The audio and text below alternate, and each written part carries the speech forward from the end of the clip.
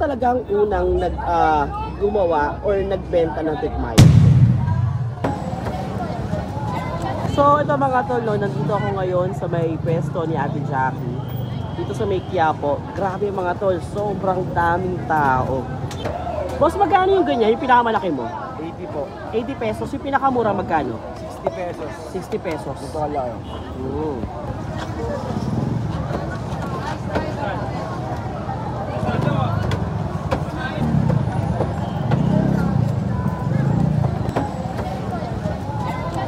Hi Ate Jackie! Ay, hello po. Kamusta ka na?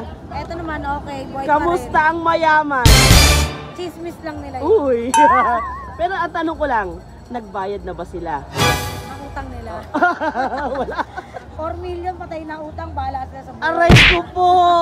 Ayos. Tsaka to, nakakatakam to yung ano, Tik Milo. Tik Milo. Ate Jackie, tanong ko lang, sino pa talagang unang gumawa or nagbenta ng Tik Milo?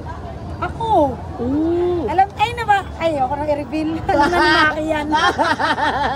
Tinayo ka mga tol, yung Tik Milo na nag-iisang Ate Jackie o ang baga ng mama mo.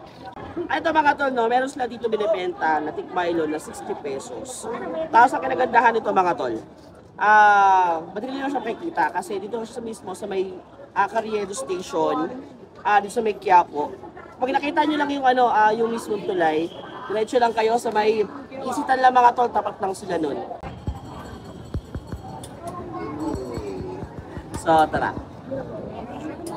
Normal na Milo, pero nilevel up nila.